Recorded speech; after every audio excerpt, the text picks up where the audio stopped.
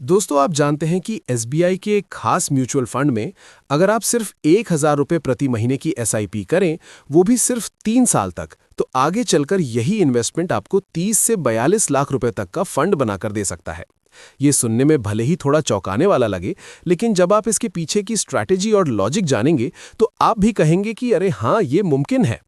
अब आपका सवाल होगा, कैसे, कितने सालों में और किन शर्तों पर? यही सब जानेंगे आज की इस वीडियो में, वो भी एक रियल एग्जाम्पल के साथ। तो बने रहिए हमारे साथ वीडियो के अंत तक।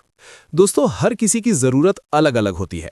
जैसे किसी को भविष्य में अपनी बेटी की शादी के लिए पैसों को जमा करना है, किसी को अपने बेटे की पढ़ाई के लिए पैसों को जमा करना है, या किसी को अपने रिटायरमेंट की प्लानिंग करनी है। तो दोस्तों, आज हम आपको एसबीआई की एक ऐसे म्यूचुअल फंड के बारे में बताने वाले हैं जिसमें अगर आप हर महीने 1,000 रुपए की इन्वेस्टमेंट करेंगे तो लाखों का फंड तैयार हो जाता है। दोस्तों, यहां पर हम कोई मजाक नहीं कर रहे हैं। आपको हम यहां पर एक एग्जाम्पल के साथ बताएंगे कि किस प्रकार म्यूचुअल फंड में कंपाउंडिंग की पावर काम करती है, जिससे आपका पैसा बहुत ही जल्दी बढ़ता रहता है। तो दोस्तों, अगर आप 1,000 रुपए की हर महीने इन्वेस्टमेंट करके लाखों रुपए का फंड बनाना चाहते हैं तो ये वीडियो आपके लिए बहुत ही इंपॉर्टेंट होने वाली है। तो इस वीडियो को आप शुरू से लेकर लास्ट तक बिना स्किप किए पूरा देखें। उससे पहले आपसे एक रिक्वेस्ट है कि आप इस वीडियो को एक लाइक कर दीजिए। दोस्तों, जैसा कि आप सभी लोग जानते हैं, एसबीआई एक सरकारी कंपनी है और ये लगभग लाख करोड़ रुपए के म्यूचुअल फंड मैनेज करती है। वैसे तो एसबीआई के बहुत सारे म्यूचुअल फंड हैं, जिसमें आज हम SBI large cap direct plan growth के बारे में बताने वाले हैं। दोस्तों, अगर हम इस फंड के एनएवी की बात करें तो इस प्लान का अभी जो एनएवी चल रहा है वो है 101 रुपए 42 पैसे। एनएवी किसी भी म्यूचुअल फंड के यूनिट प्राइस को कहते हैं। इस म्यूचुअल फंड के 6 महीने के रिटर्न की बात करें तो इसने 6% का रिटर्न दिया है। अगर हम इसके पिछले 1 साल की बात करें तो इसने 1.5% तक का इसने माइनस में रिटर्न दिया है। ऐसा इसलिए क्योंकि पिछले साल ग्लोबल अनसर्टेनिटी की वजह से कुछ खास परफॉर्म नहीं कर पाया, लेकिन पिछले 3 सालों में 15% का एनुअलाइज्ड रिटर्न अपने इन्वेस्टरों को दिया है। वहीं पिछले 5 सालों में 20% का एनुअलाइज्ड रिटर्न दिया है। दोस्तों, एसबीआई की तरफ से इस फंड को 1 जनवरी 2013 को लॉन्च किया गया था। इस फंड में अब तक करोड़ों लोगों ने 53,954 करोड़ रुपए इन्वेस्ट किए हैं। इस म्यूचुअल फंड का एक्सपेंस रेशियो 0.81% है।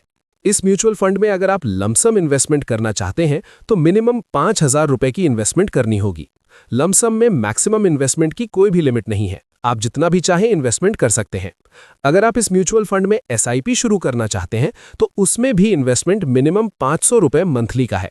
मैक्सिमम इन्वेस्टमेंट की यहां पर कोई भी लिमिट नहीं है। दोस्तों, अब आपके मन में सवाल होगा कि अगर हम इस म्यूचुअल फंड में पैसा लगा दें और अगर हमें 1 साल के अंदर इमरजेंसी सिचुएशन में पैसों की जरूरत पड़ जाए तो क्या हम इसे निकाल सकते हैं? तो इसका आंसर है यस, आप कभी भी अपने पैसे को निकाल सकते हैं। लेकिन अगर आप 1 साल के अंदर अपने पैसे को विड्रॉल करते हैं तो आपको 1% का एग्जिट चार्ज देना होगा। अगर हम इस फंड के रिस्कोमीटर की बात करें तो ये फंड वेरी हाई रिस्क की कैटेगरी में आता है। आइए अब बात करते हैं इस म्यूचुअल फंड से मिलने वाले रिटर्न पर लगने वाले टैक्स की। अगर आप इस फंड में इन्वेस्ट करके 1 साल से पहले रिडीम करते हैं तो उस पर आपको 20% का short term capital gain tax देना होगा। वहीं अगर आप यूनिट्स को 1 साल के बाद बेचते हैं तो उस पर मिलने वाले लाभ में पहले 1,25,000 तक कोई टैक्स नहीं लगेगा, लेकिन उससे ज्यादा के लाभ पर 12.5% long term capital gain tax देना होगा। ये टैक्स केवल आपके मुनाफे पर लगेगा, ना कि पूरे रिडेम्पशन अमाउंट पर। चलिए अब बात करते हैं एक ऐसी इन्वेस्टमेंट स्ट्रैटेजी की जिसको अगर आप यूज करते हैं तो आप ज्यादा से ज्यादा म्यूचुअल फंड में इन्वेस्ट करके रिटर्न बना सकते हैं। वो इन्वेस्टमेंट स्ट्रैटेजी क्या है, चलिए उसको विस्तार से समझ लेते हैं। जैसा कि आप सभी लोग जानते हैं, हमारे इंडिया का इन्फ्लेशन रेट 6 से 7% ईयरली का है, जिस वजह से चीजों के दाम दिन ऑफ दिन बढ़ते जा रहे हैं और जो पैसों की वैल्यू है वो घटती जा रही है। तो आप जो भी इन्वेस्टमेंट करते हैं उसमें अगर आप एडिशनल इन्वेस्टमेंट और ऐड कर दें, मतलब स्टेप अप एसआईपी 10% और ऐड कर दें, तो आप इन्फ्लेशन को बीट कर पाएंगे। मतलब अगर आप एसबीआई की स्कीम में 1,000 रुपए मंथली इन्वेस्टमेंट करते हैं तो पहले साल 1,000 रुपए, दूसरे साल 10% ऐड करके मतलब 1,100 रुपए, उसके अगले साल 10% और ऐड करके 1,210 रुपए की इन्वेस्टमेंट करनी होगी। चलिए हम रिटर्न को अब कैलकुलेट करके देखते हैं। हम यहां पर मानकर चलते हैं कि आप हर महीने 1,000 रुपए मंथली की इन्वेस्टमेंट करेंगे और इस म्यूचुअल फंड के पास्ट परफॉर्मेंस को देखते हुए हम इस म्यूचुअल फंड का एक्सपेक्टेड रिटर्न 15% ईयरली मानकर चलते हैं। क्योंकि मॉर्निंगस्टार की एक रिपोर्ट के अनुसार ज्यादातर लार्ज कैप म्यूचुअल के हिस्टोरिकल रोलिंग रिटर्न मैक्सिमम 15% के आसपास ही रहे हैं। तो इस कैटेगरी के फंड में आपको इससे ज्यादा एक्सपेक्ट भी नहीं करना चाहिए। तो हम इस म्यूचुअल फंड का एक्सपेक्टेड रिटर्न 15% ईयरली मानकर चलते हैं। तो इस हिसाब से अगर आप फर्स्ट ऑप्शन को फॉलो करके इन्वेस्टमेंट करेंगे तो 3 साल में 45,679 रुपए का फंड बना सकते हैं। अगर आप सेकंड ऑप्शन को फॉलो करके इन्वेस्टमेंट करेंगे तो 92,384 रुपए का फंड बना सकते हैं। और अगर आप थर्ड ऑप्शन को फॉलो करके इन्वेस्टमेंट करते हैं तो आप 30,41,184 रुपए का एक बड़ा फंड बना सकते हैं। चलिए इसको डिटेल में हम समझते हैं। अगर आप अपनी इन्वेस्टमेंट में फर्स्ट ऑप्शन को फॉलो करते हैं, मतलब अगर आप एक नॉर्मल एसआईपी में 1,000 रुपए मंथली इन्वेस्ट करते हैं, तो 3 साल में जो आपकी टोटल इन्वेस्टमेंट होगी वो होगी 36,000 रुपए, जिस पर एक्सपेक्टेड 15% एनुअल रिटर्न के हिसाब से आपकी टोटल फंड की वैल्यू 45,679 रुपए बन जाती है।